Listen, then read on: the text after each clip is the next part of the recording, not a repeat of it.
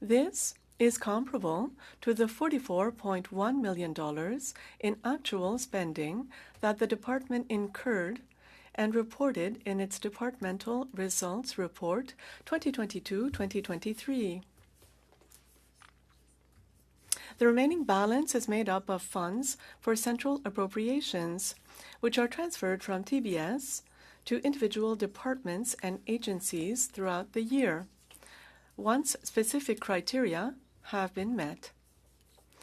Central credits are used to supplement other credits according to eligibility criteria. For example, 2 credits are used to carry forward unspent amounts within established limits from one fiscal year to the next. Another example, the compensation needs credit is used to reimburse organization for certain types of expenses, such as maternity and parental benefits, as well as severance pay. Funding from central votes will report on this funding as part of their own departmental reporting. Groupe de travail sur le projet de loi C-280. Working Group on Bill C-290, another issue concerning the budget for the task force examining the Public Servants Disclosure Protection Act. In the 2022 budget, $2.4 million over 5 years was earmarked for the review of this act starting in 2022-2023. This budget is still considered sufficient to support the work of the task force and has not been adjusted since. Expenditure to date has been as follows: 2022-2023, $37,000 salaries, $16,535 operations and maintenance, 2023-2024, $223,000 salaries, $25,323 operations and maintenance, and finally 2024-2025 forecast, $285,972 salaries, $35,250 operations and maintenance. These salary funds paid for staff to support the working group, including organizing meetings, preparing documents, meeting with stakeholders, and carrying out research. Working group members volunteer their time and expertise.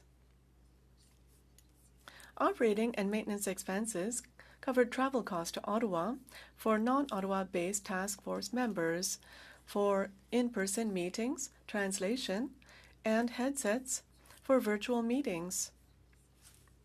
Service standards. Finally, on the subject of service standards, allow me to say that the Government of Canada offers many distinct and important services, such as EI and OAS, border services, food inspection, and passports, to name but a few.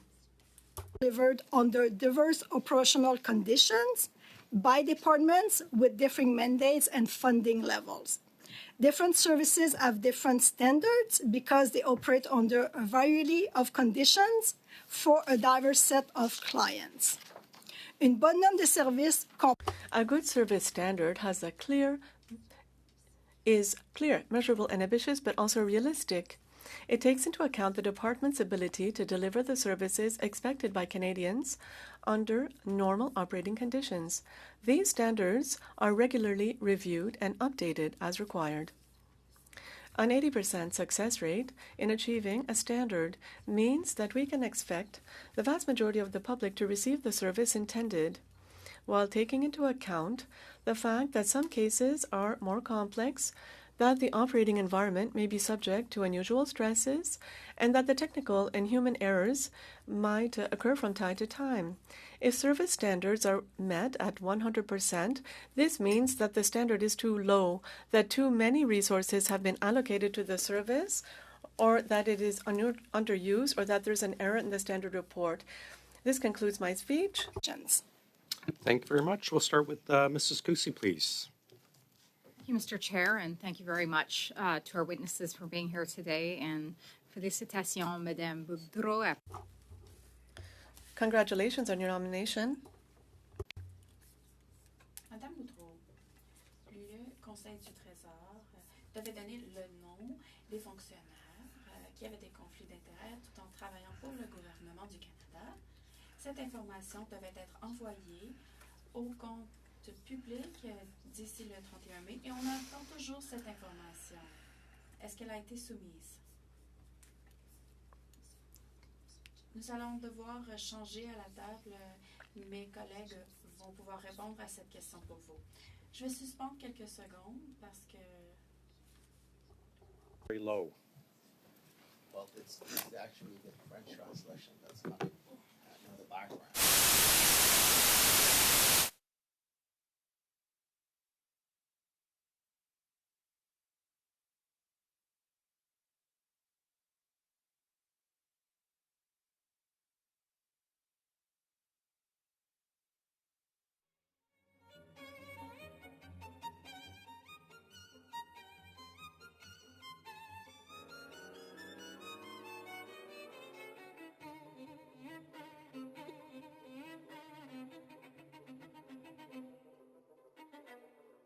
Indicating we are waiting for these names. When will they be provided, please? Good morning. My name is Heidi Koots. I ADM People and Culture, Associate ADM at People and Culture in OGGO Treasury Board. Good morning. And with respect to that question, I can advise that the response to the question of the committee was deposited late on Friday. Excellent. Will this information be sent to the Government Operations Committee as well, please? On that, I would certainly defer to parliamentary relations and relations between the committees, but I understand that that could be facilitated. Okay, excellent. Given that this information has been submitted, can you please give an indication as to the dollar amount then of contracts that were found to be in conflict of interest, please? What was the total amount that was found to be in this unique situation? Thank you for the question. I do not have the detailed information on hand, so won't be in a position to respond to that question today. Can you provide a number of the individuals and the corporations, the consultants that were found to be in this conflict of interest situation in addition to the total amount of contracts, please?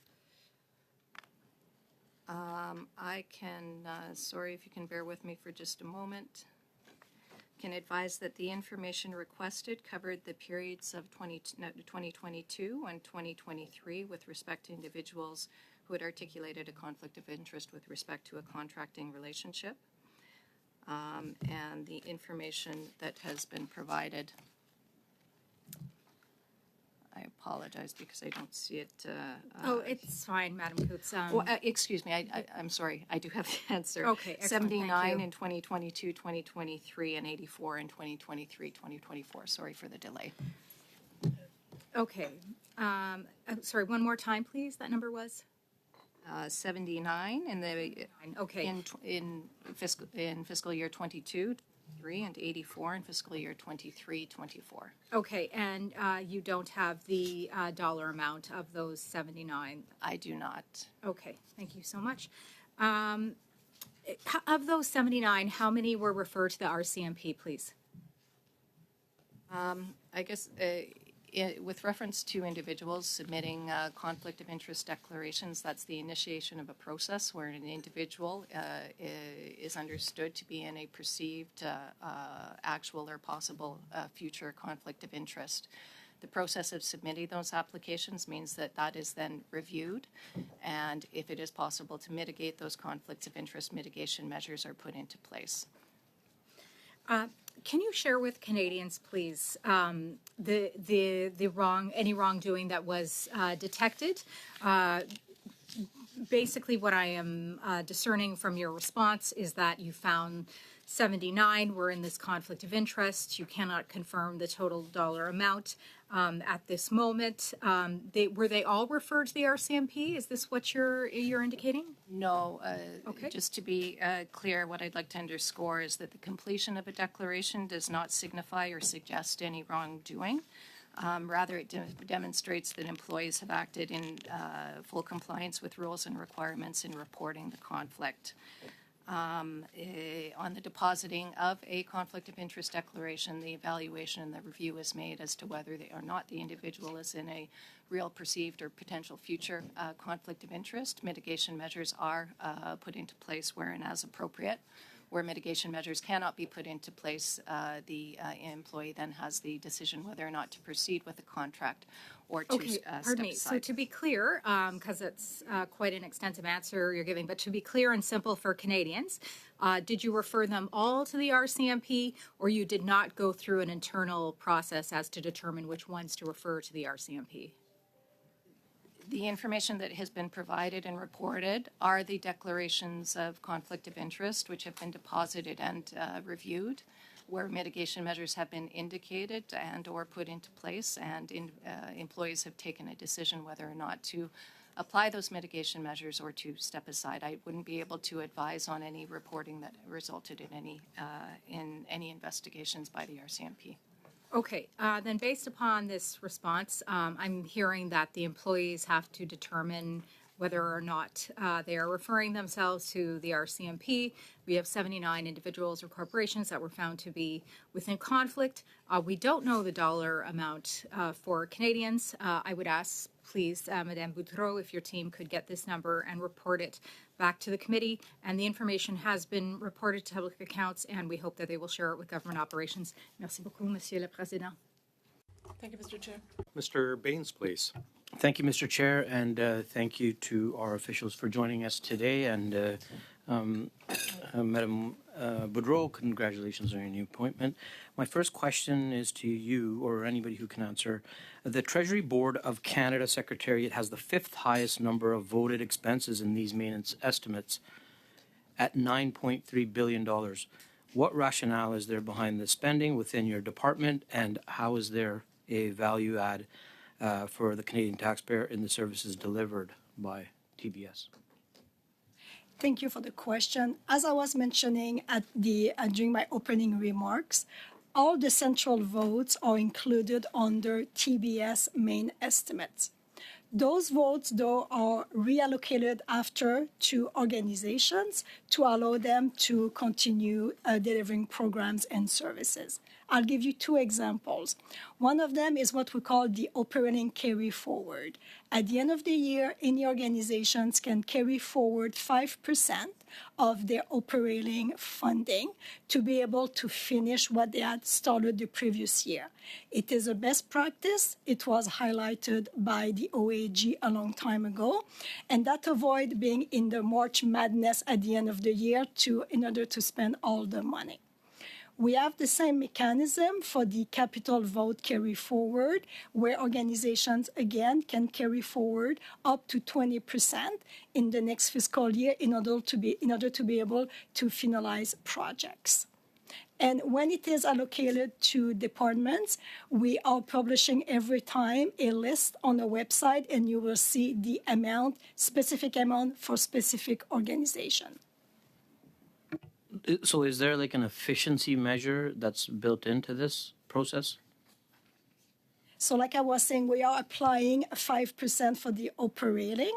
It is max 5%. Some organizations, sometimes they don't have that flexibility, but for those that do have the flexibility, it is 5%. In terms of the carry forward for the capital vote, we are doing some due diligence, looking at the amount, making sure that it is reasonable, and after that, we are allocating those amounts to organizations. So those are the 2 examples that we have in central votes for TBS.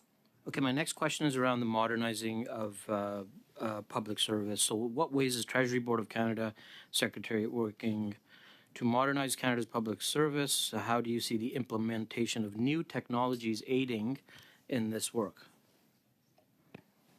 Stephen? Thank you for the question.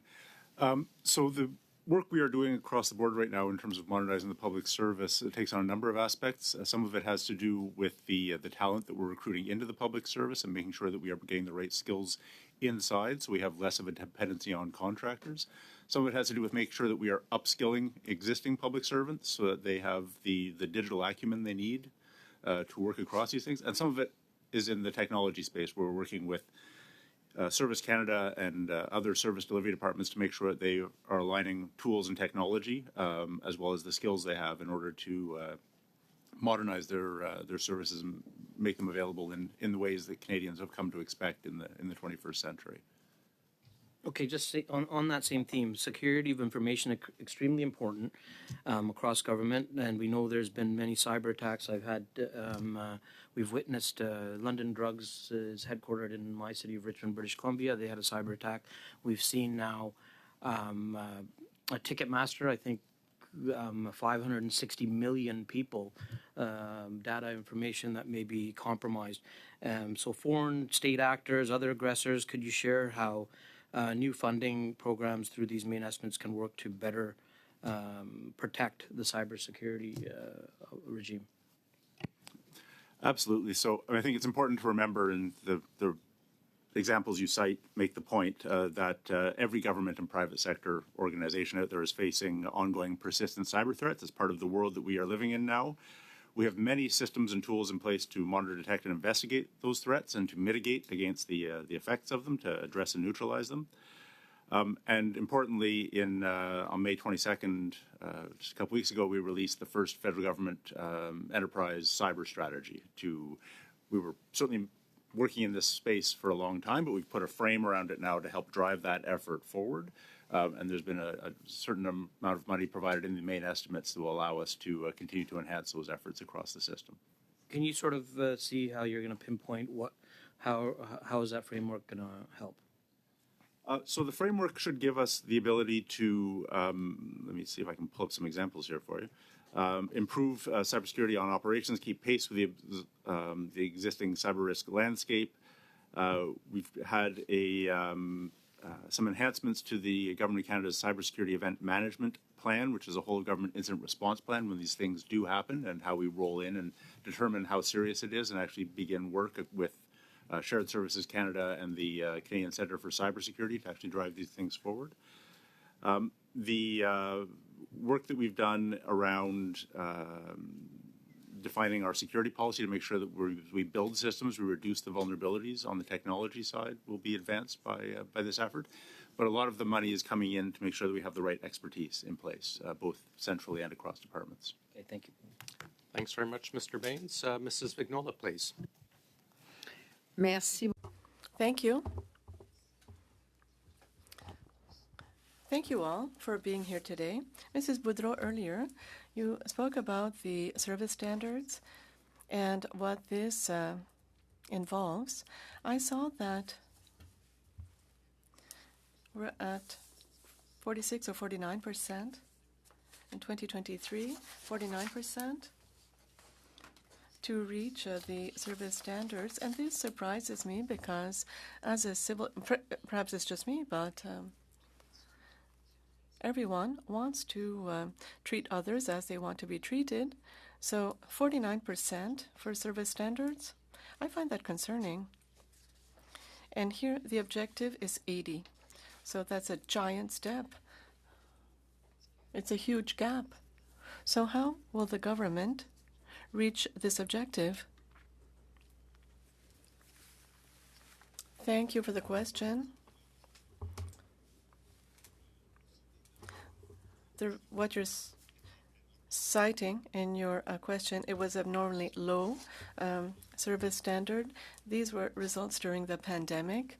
And so we had a lot of upheavals in service provision, and of course we're not satisfied with the results. We're not satisfied with that result, and so now we've had a return to normal with regards to service delivery.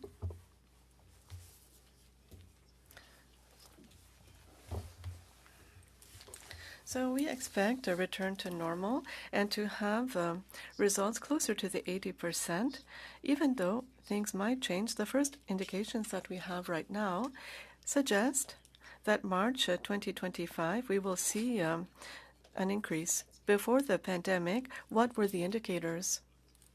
I don't have the figures with me, but they were closer to the 80. Could you provide the numbers as soon as possible? Thank you for the pre-pandemic numbers. I think that you're starting to know me, so I look at things. I look at the budget. I pick things apart. I take a lot of notes. And what I've noticed, I do notice one thing with regards to contributions to the we see a reduction of $20,000, sometimes more, to contribution to social benefits for employees. So how can you explain this reduction? Are there layoffs that are expected? How do you explain this? It's a good question. So maybe it's due to the fact that we are standardizing the methodology that we use. Do you have more information on this? The employee benefit contributions in there are based on the employees in the departmental plans at the time of the main estimates. They obviously get updated through the year as programs get renewed and they come to Treasury Board. So the main estimates is the starting point, but there will be additions through the year as new programs come online as well. Yes. Yes. Thank you. With regard to the economic development agencies for the Quebec region, I see on page 2 to 10 that contributions through this economic growth program for regional program through innovation goes through the main estimates 2023-2024 $265,700,000 to $166,910,505. It's a reduction of $99 million. And underneath this, contributions for economic development program for Quebec, there's a reduction of nearly half. So we go from almost $131 million to a little bit over 63. What explains this huge reduction? During the pandemic, there was even more, but now we're at 1/4 of the amount that it was during the pandemic. Well, how can you explain this? We'll have to come back, Mrs. Vignola, with the information, but if you compare the last year's budget, the total budget, with the current budget, we don't have the supplementary estimates BNC, and that can make a significant difference as well. So we're going to do the analysis, and we'll come back with the more detailed answer. Thank you. How much time do I have left? 1 minute. Great. Wow. Okay.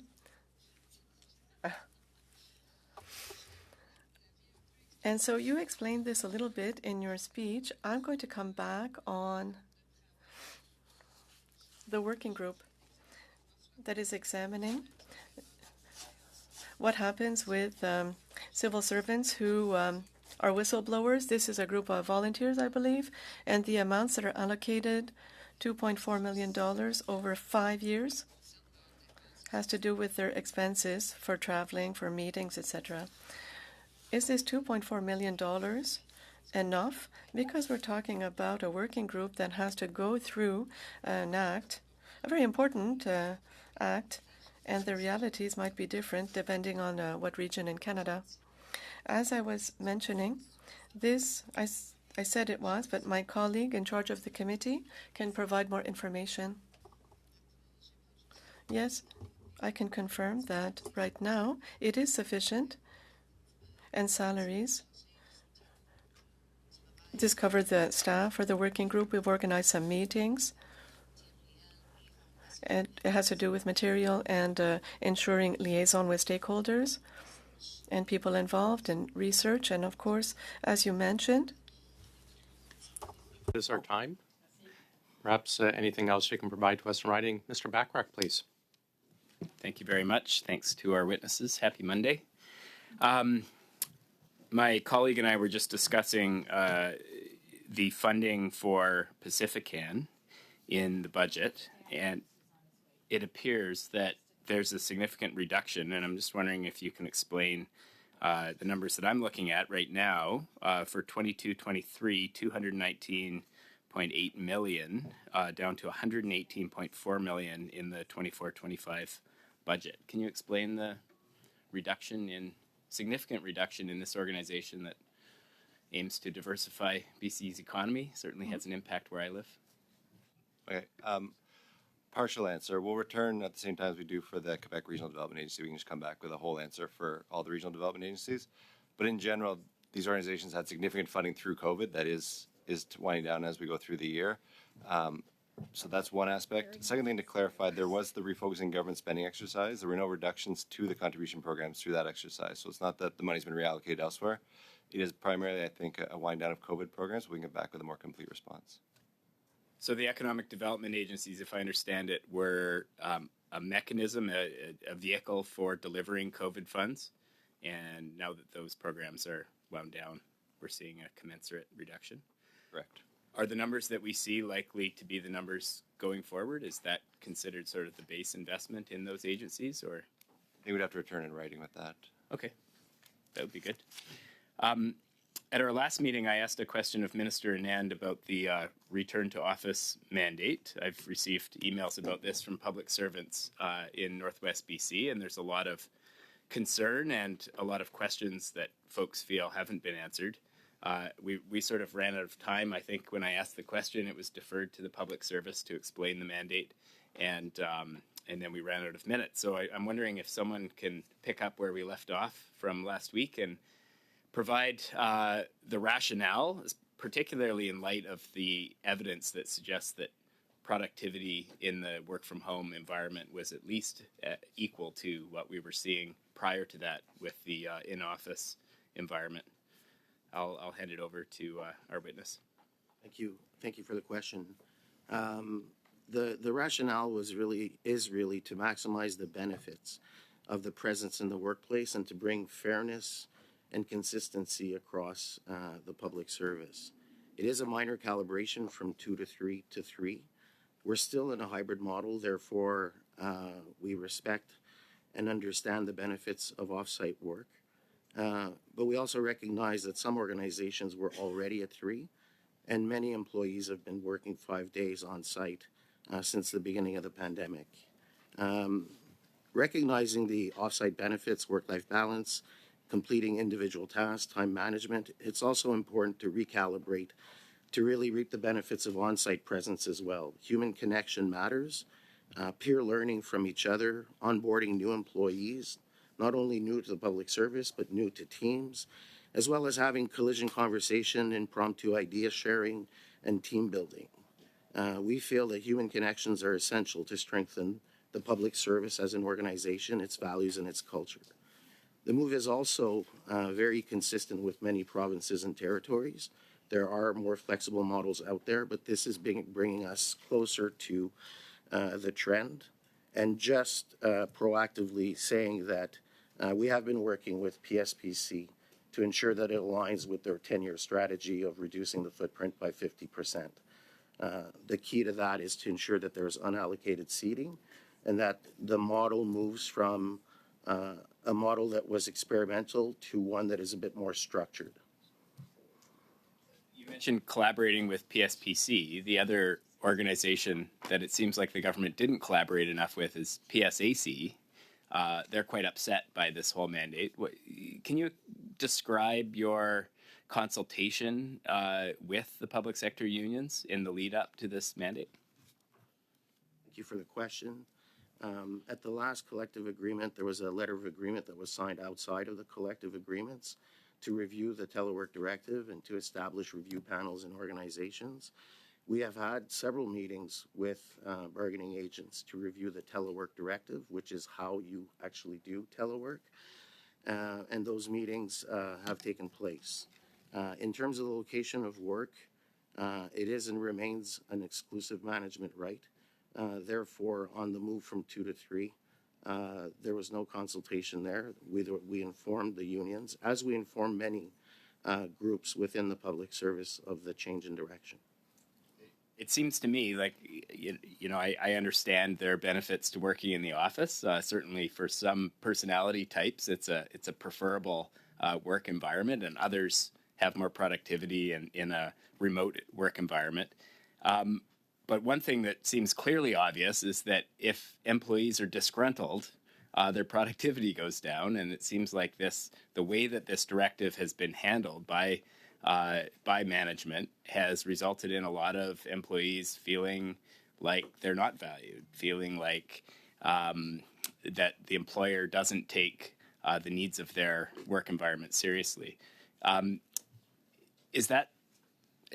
is the public service going to manage that impact? We've heard from PSAC that they're going to fight this. I'm getting emails from my constituents saying that the way that it's being rolled out in individual offices is deeply problematic. What's the strategy from here on in to get to a place where you're actually reaping the benefits of the return to the office? I am afraid there's no time left for an answer, perhaps in your next round, or perhaps in a plan in writing to us. Mrs. Block, please, for 5 minutes. Thank you, Chair, and thank you to our witnesses for being here today. And Ms. Boudreau, I echo my colleagues. Congratulations to you on your new appointment and wish you well in that. The government made a commitment to implement a trust and transparency strategy. And recently they released an update in the manager's guide with 4 key updates. And the manager's guide is key considerations when procuring professional service. The first update is that managers should monitor and document the delivery services and ensure that obligations under the contract are met, including by subcontractors prior to issuing of payment. So in plain language, this means that managers should make sure that work is completed before paying. Was it a common practice to pay for work and to pay contractors without that work being completed? Thank you for the question. So I wouldn't say it was a common practice. Let me just frame, there's the manager's guide, and then last week we announced mandatory procedures.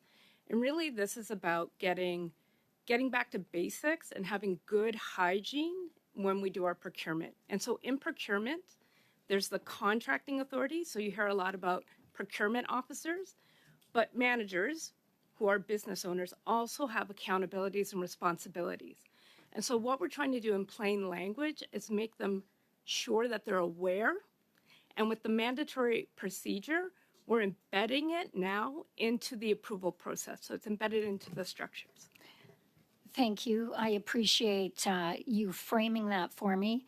I have 5 minutes. And so just a really concise answer is really appreciated going forward. So in plain language, you needed to tell those who were paying contractors that the work actually had to be done before you pay them. It was putting in plain language what is already required. Okay, thank you.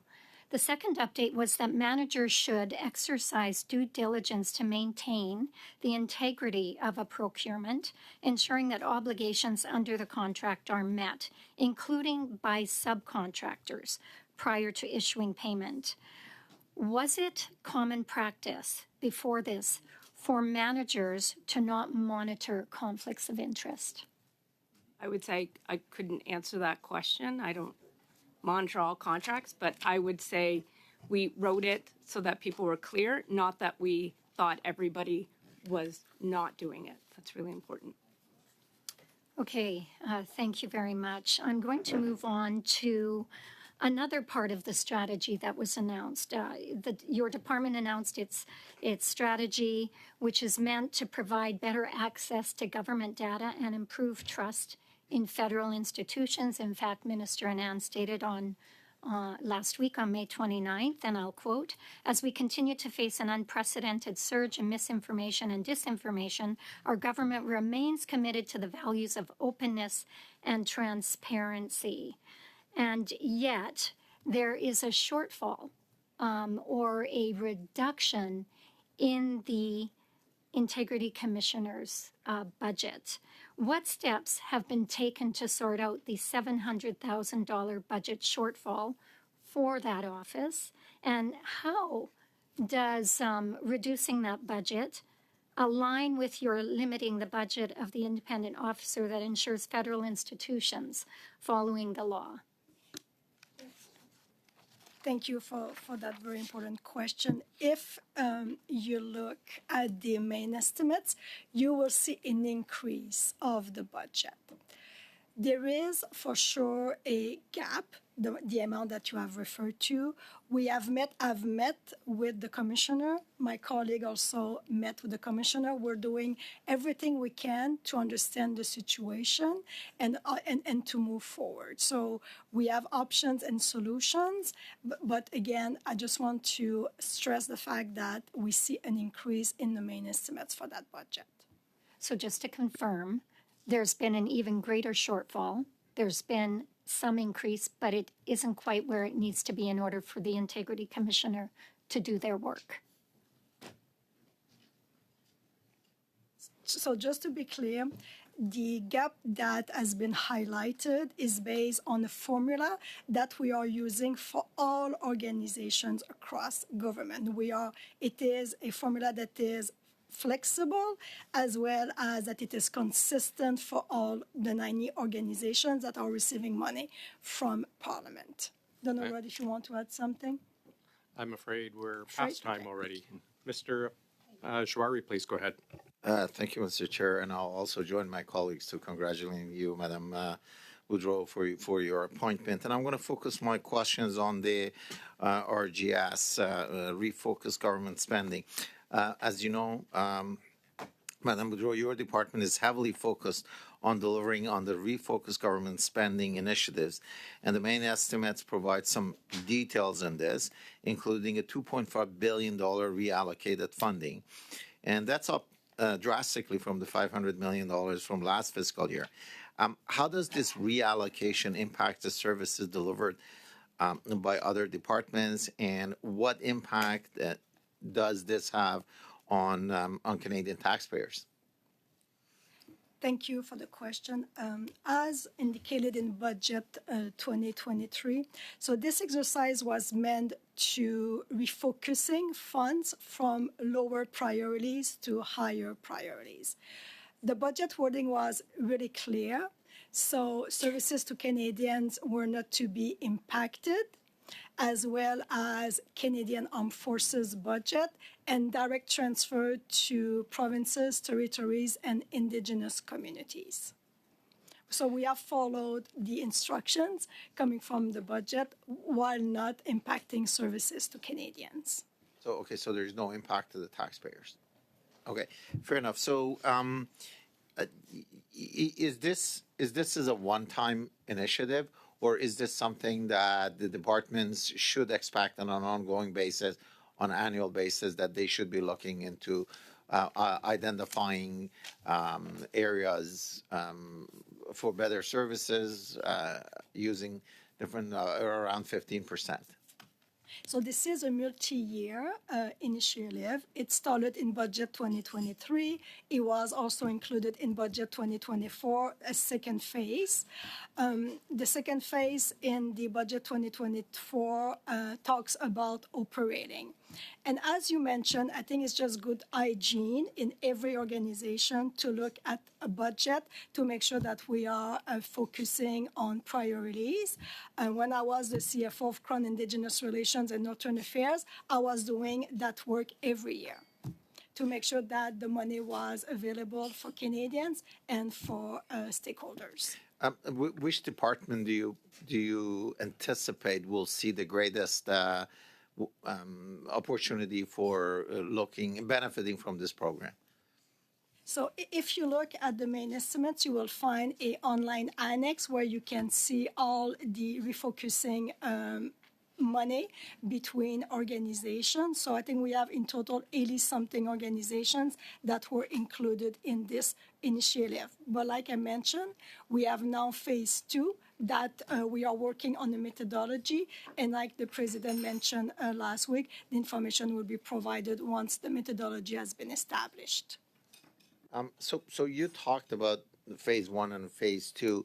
Do you anticipate that the nature of our RGC will change over the next, let's say, few years? So it is a multi-year with amount really per calendar year well established in the budget. But like I was saying, this is something that all organizations should be doing every year to look at their own funding model and making sure that they are effective in that way. Yeah, how collaborative have you found the relationship between TBS and other departments around this initiative? Is everyone embracing it, or is it considered more as an instruction coming down, or is it an opportunity that we could work together to look at some of the policy changes, some of the enabling tools, as well as, the desire to work together? So we have been working very closely, my team, with all organizations, trying to understand their unique perspective, their unique circumstances, and that was all factored in the review that that the president was able to table at the end of February. So that's great. So I'll take it, and I only got about 20 seconds. I take it, so it was a collaborative approach. You look at the uniqueness of each one of the departments. You sat down and you figure out where is the greatest opportunity from different levels, whether operational, capacity, etc., and you collectively put that program together. Correct. Thank you. Thank you. And I yield the rest of the 2 seconds back to you. Thank you for your generosity, as always, Mr. Jory. Well, you only gave 1 second to Madame Dubrow and I'm giving you 2 seconds, so that is generous. You're now in deficit. Mrs. Vignola for 2.5, please. Merci beaucoup. Thank you very much, Mr. Chair. Mrs. Boudreau, could you remind us more or less how much money was spent in consultants last year and how much are expected for this year? If we look at the public accounts for last year, management consulting, so professional services, is a huge amount, $19 billion. But within this $19 billion, we have 14 different categories. One of them is management consulting. This amount represents 5% of the $19 billion, so about $850 million, I believe. One moment. 838 million. Thank you. So if I look at the current budget, I didn't look at supplementary A, but if I look at the main estimates, they talk about the public service, 97,838,000, and of this, over 64 million is allocated training budget. And we see that consultants are receiving $838 million. We don't always have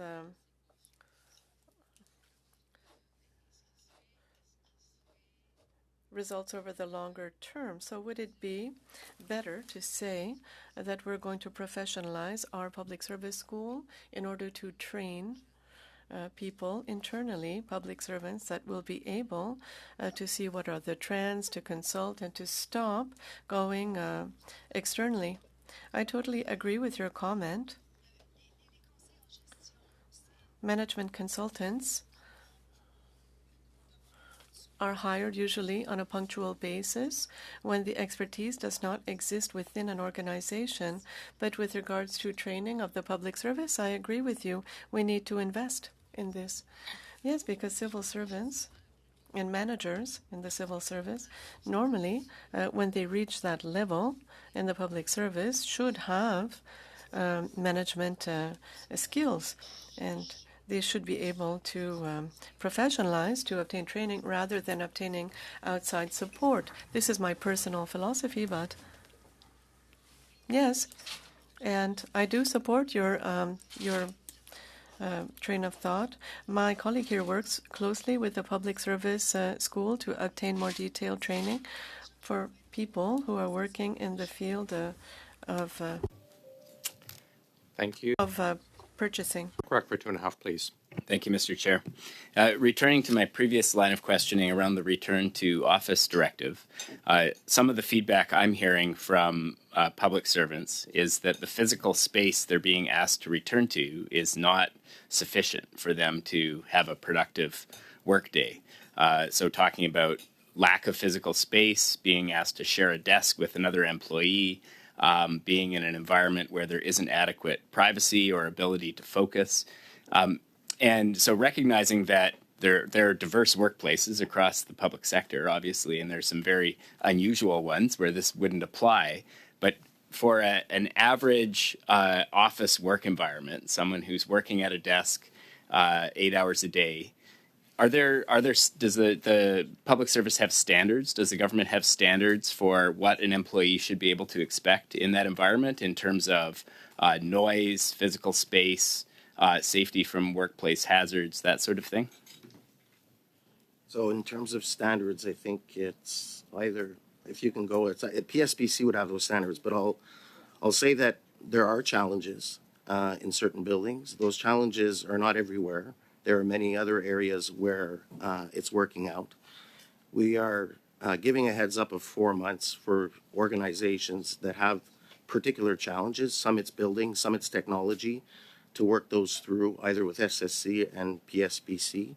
And we are also urging departments to work with their UMCC, their union management committees, to ensure that the specificity of the issues that need to be managed in the next 4 months and so on are really discussed openly in the context of the implementation of this direction. So I don't know if you have anything to add in terms of those standards. I believe it's PSPC that would have those. PSPC is the general manager for office across government, so they would set standards in terms of accommodation within buildings. So those standards exist with PSPC? So there's so they would set out sort of fit up for office space, but again, I know PSPC is right after us. I don't want to misspeak for them. So okay. I'll hold fire until the next panel. Thank you, Mr. Chair. Mr. Genwas, please, and then Mr. Sousa. Thank you, Mr. Chair. Then Mr. Sousa. Thank you, Mr. Chair. I assume I can start again, Chair. I want to thank the officials for being here, following up on my questions to the ministers, which related primarily to Indigenous procurement. In plain language, how does the government define an Indigenous business? So it's a great question. In terms of Indigenous procurement programs, there's the Procurement Strategy for Indigenous Businesses, which is a set-aside program that ISC manages, and they determine eligibility for that program, so they would be best positioned to answer that. For the 5%, to be eligible, they have to be registered on the Indigenous Business Directory or registered on a modern treaty beneficiary business list. Okay, so there may and likely are businesses that are owned by Indigenous people or businesses that would meet the criteria that are not registered for whatever reason, because they're not aware of it, they haven't been able to fill out the paperwork, whatever the case may be. It's possible. Okay. I was looking through some of the documents that this committee has gotten on this issue and was curious to know what percentage of registered Indigenous businesses are located in versus outside of the National Capital Region. I wouldn't have that answer. That would be ISC that would have that answer because they manage the directory. Okay. I'd be curious to know that, and then also what percentage of those businesses are actually located in Indigenous communities. I understand you don't have that information, but are you able to get that and share it with the committee? We don't have those officials coming before us typically. So. We'd have to follow up with the ISC. We would follow up with the organization and try to come back to the committee. Okay, can that be registered as a request for information, Chair? When we'll get that information one way or the other. The minister talked in her testimony about the subcontracting requirement, and the procurement minister didn't even seem to know this, but your minister did, that the 1/3 requirement that she mentioned, which is that if an Indigenous business receives contracts as part of that set aside, that 1/3 of the subcontracts have to be Indigenous. Presumably, they have to also be on the same list. We have requested information of this committee about subcontractors, and in almost every case, we've received no information from departments about subcontracting. That seems to not be being identified or tracked at all. Am I correct in understanding from that there is no oversight around whether or not this requirement is met? So maybe I'll take the question. So for PSIB, as you've correctly identified, 33% requirement. So 33% of the total contract value must be done by a business that is either owned or controlled, 51%. In terms of verifying... So just to clarify, and on the list? Or if they are owned and controlled but not on the list, would they qualify for that 1/3? So they would have to be, sorry, I'm getting my PSIB stuff out. They would either have to be on the list or listed on a modern treaty business list or directory. So they would have to meet the criteria for the set aside in order to get the 1/3. Correct. Okay. And then at 51% owned or controlled, and 33% of the total value of the contract must be done by that business. And so in terms of verifying it, it should be part of the terms and conditions of the contract. And then in addition, ISC can do post audits to verify the 33%. ISC can do post audits. How often do those post audits? That would be a question for ISC. I can tell you that if the client department can request a post audit of ISC, but in terms of how often or how that's triggered, that's really for ISC. Okay, since you're here at Treasury Board, how often have you requested a post audit? Well, I don't manage contracts. So Okay, well, turn not to the CFO. The department. Thank you for the question. Actually, since this policy came into place, TBS has not requested any post audit. Okay. We requested subcontracting information. We got almost none. The only way that would be being verified is either keeping track of those subcontracts so others could look at it, or having those post audits done. And we hear that TBS has not requested any post audits. So I think that underlines my concern that this core requirement in relation to the program, ensuring that there's actually business opportunities going to Indigenous peoples. This underlines my core concern that that's not actually being checked in any meaningful way. Thanks very much. Mr. Sousa, please. Thank you, Mr. Chair. Thank you for being here, and congratulations again on your promotion. How many contracts does the government do? Contract amendments in any given year is close to 400,000 possibly. 400,000 possibly. Correct. Yeah. And there was some discussion around the declarations of conflict, right? That people voluntarily come forward saying, hey, I don't know if I can deal with this particular contract. And how many, you said there was about 79 out of 400,000?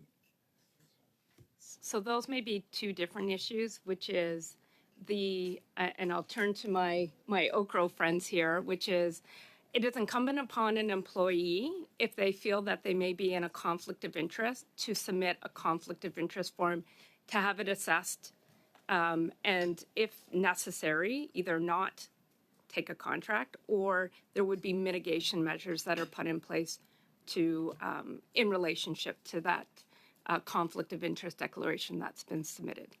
Correct. So there's anything untoward in doing so? Is that a normal practice? Is that an appropriate thing for us to take? I'll turn it to Heidi. Yes, it is the responsibility of the employee to assess and understand if they may have a perceived or potential conflict of interest, and to use the appropriate system and supports in order to report that. So it's more of an issue if they don't declare. Yes. Right. So out of the 400,000, that all the contracts that are done, a number of them have come forward noting, hey, this could be an issue. So they've taken the proper steps to protect the integrity of the system, the integrity of government, and themselves, right, in this case. So when we're looking in regards to the federal government to reduce the amount of, well, actually, is there a recent policy augmentations or anything in regards to this that have been put forward? So last week, there's a mandatory procedure that was announced. And as I was explaining, in procurement, there's the procurement officer who executes the process, but there's the person who wants the actual procurement. And so what we've done is we're embedding into the approval process that before a contract gets signed, that person, we call them the business owner, signs off that they understand the contract, and part of that is that they are not in a conflict of interest themselves. So that's embedded. They will have to sign off before a contract is signed. And those are measures ensure safety and security too. Can you talk about the information of the networks then? Can you talk about the augmentation or the recent policy implementation that Treasury Board's taken to ensure that there's safety and security for Canadian information within the Government of Canada network? So I'll give you a quick answer, and then maybe you can see if I'm hitting what you're after here. But we put a number of safeguards in place, both across the technologies and in terms of how we manage people's data, to make sure that it is not compromised either through a cyber attack or by an inadvertent privacy breach or something like that. But is there something particular you're trying to? Well, I'm just trying to ensure that systems are in place, given the so many contracts, there's so many engagements, that there are steps taken to protect the interests of the stakeholders involved, the individuals involved, as well as the employees and the staff. And any declaration of information that's brought forward because it has become public, that safeguards are in place. And yeah, 100%. I mean, we have 40 years of operating within the construct of the Privacy Act and a fairly robust policy piece that sits underneath the legislation. And it's one of those fundamental things that we train public servants on, to understand where you have to monitor for risks to individual information. As well, on the cyber side, we build fairly high level of safeguards into our technology systems to avoid inadvertent releases. The reality is, as I was saying to a question earlier, we live in a world where there are constant threats of this. So there are always incidents, both on the cyber side and on the privacy side, that have to be managed. But we have strong safeguards in place across the system. in regards to consultants, a lot of discussions around this table has been around the system of procurement and the degree of interchange between consultants and the contractors and the subcontractors and so forth. What is the effort being taken by the federal government to reduce the amount of staff augmentation within public service and rather focus on building skills and capabilities within the public service ranks? Right? There's a lack of capacity within the system, and that's why hence consultants are taken in. Yeah, I'm afraid we don't have time for a response, but perhaps you can get back to us as best as you're able to in writing. Witnesses, thank you very much for being with us again. It's been a long time since we last saw you. Anyways, we'll suspend for about 5 minutes and bring forward the next round. Statement from Ms. Reza. The floor is yours for 5 minutes, please. Good afternoon, and thank you for the opportunity to discuss PSPC's main estimates for fiscal year 2024-2025. Before we begin, I would like to acknowledge that we are meeting on the traditional unceded territories of the Anishinaabe Algonquin people. Today I'm joined by Associate Deputy Minister Alex Benet, Assistant Deputy Minister Simon Page, Assistant Deputy Minister Catherine Poulin, Assistant Deputy Minister Dominique Laporte, and Chief Financial Officer Wojo Zelanka. Mr. Chair, PSPC has a wide-ranging mandate related to government procurements, managing government buildings, administering pay and pensions for public service, and more. In order to support these activities, PSPC is requesting a net amount of $4.8 billion through these estimates. This is a net increase of $449 million from the previous year.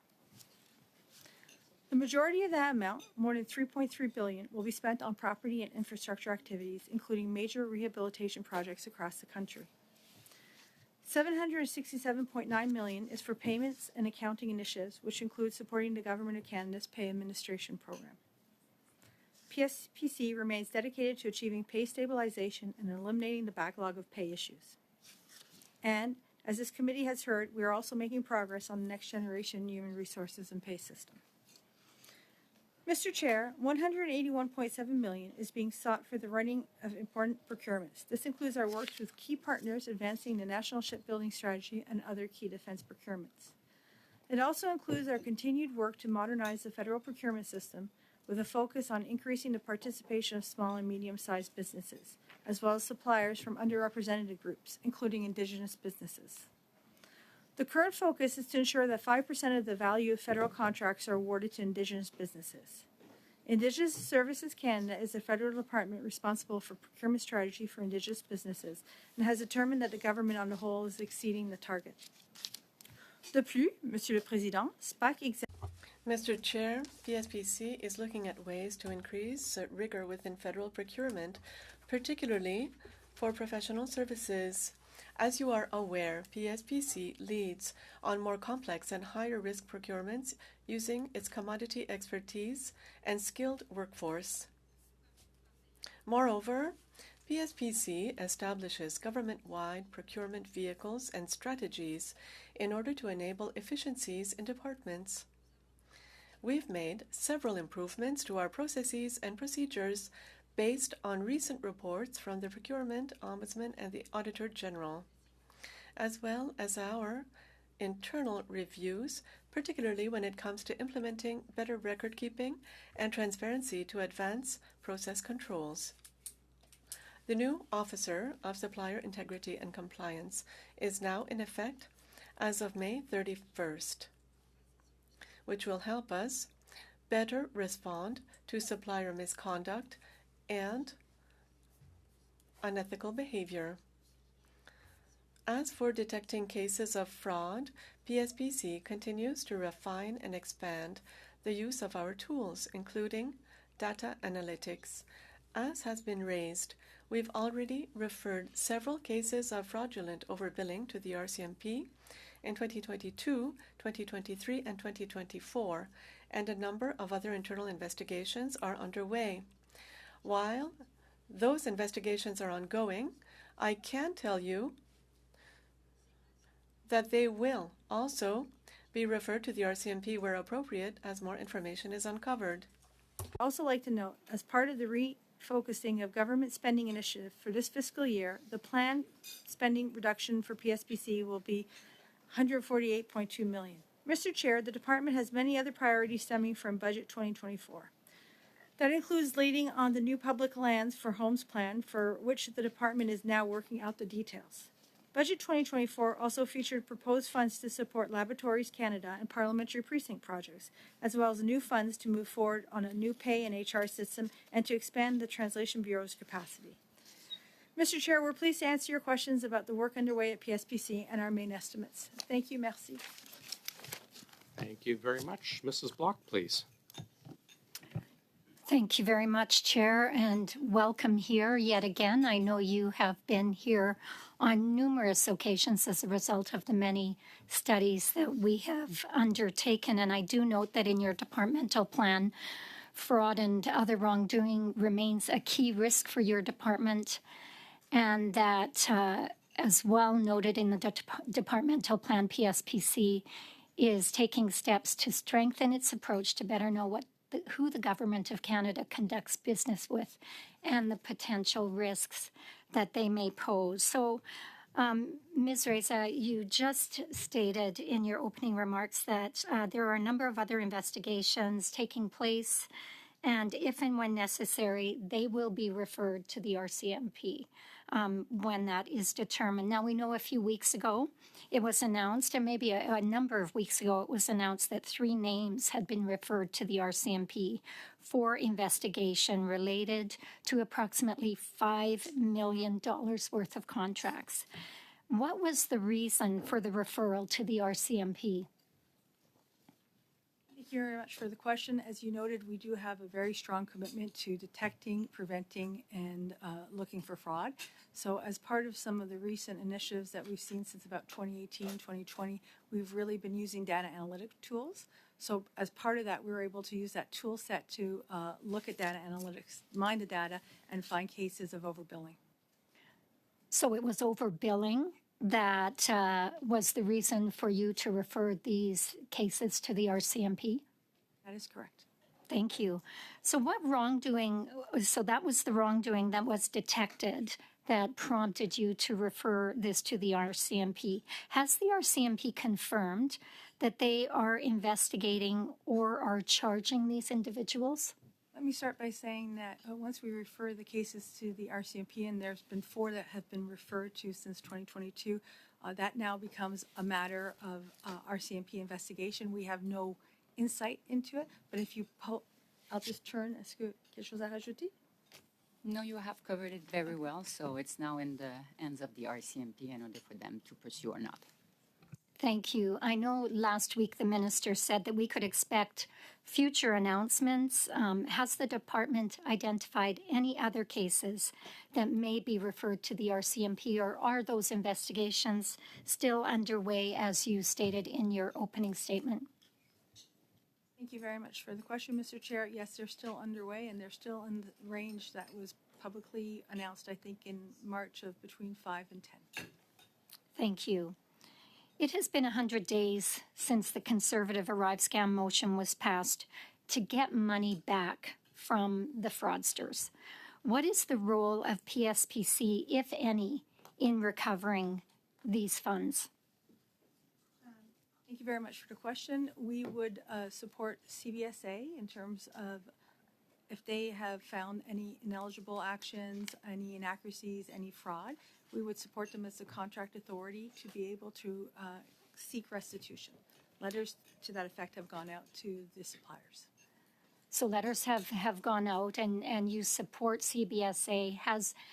Are you aware if any money has been recovered to date?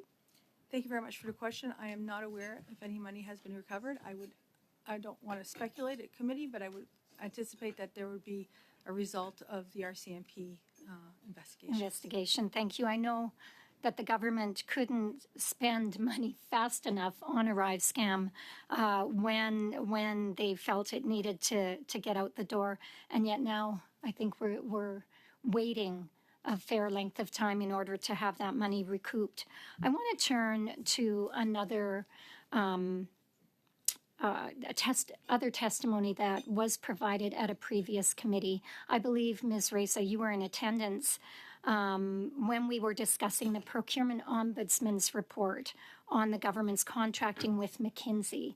And of particular focus was the National Master Standing Offer that was established by the government for McKinsey's benchmarking services. And I know at that time you were asked about one of the call-ups from ESDC that was worth $5.7 million that was personally approved by the Minister of PSPC at that time. And the Procurement Ombudsman found that the responses to the Treasury Board's 7 standard questions when a large procurement is conducted, and I'll quote, did not establish a link between McKinsey's exclusive rights to its benchmarking solutions and ESD's operational requirements, end quote. He also stated that ESDC's reasoning did not provide a sufficient basis for PSPC to reasonably conclude that McKinsey held exclusive rights to the extent that it was the only supplier able to supply the benchmarking services. And I know, Ms. Reza, you were the one who sent the justification to the minister. We have now seen that document. And again, there is no sufficient justification for the call-up, simply a string of statements with no corroborating evidence that the call-up was necessary. In fact, I will say there are 3 pages for submission data to justify the contract. And for this $5.7 million contract, the first page was not filled out fully. How do you reconcile this? Do you have any documentation showing how the justification was made that was not offered to the Ombudsman at the time of his report? Thank you very much for the question. I want to start at the place that because of the financial delegation, the value of the contract being above officials, it went to the minister in that context.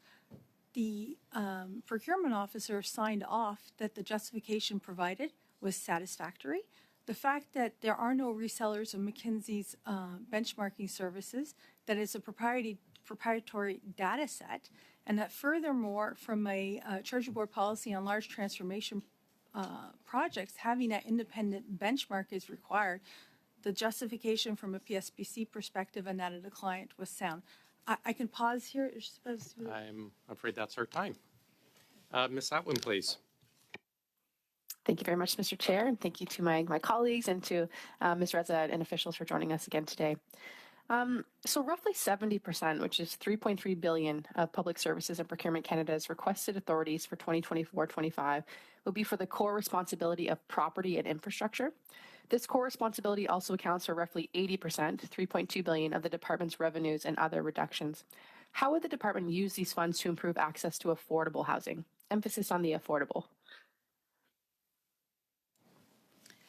Thank you very much for the question. I'll start and then I'll turn the floor over to the Chief Financial Officer. The appropriations that you referred to are part of the ongoing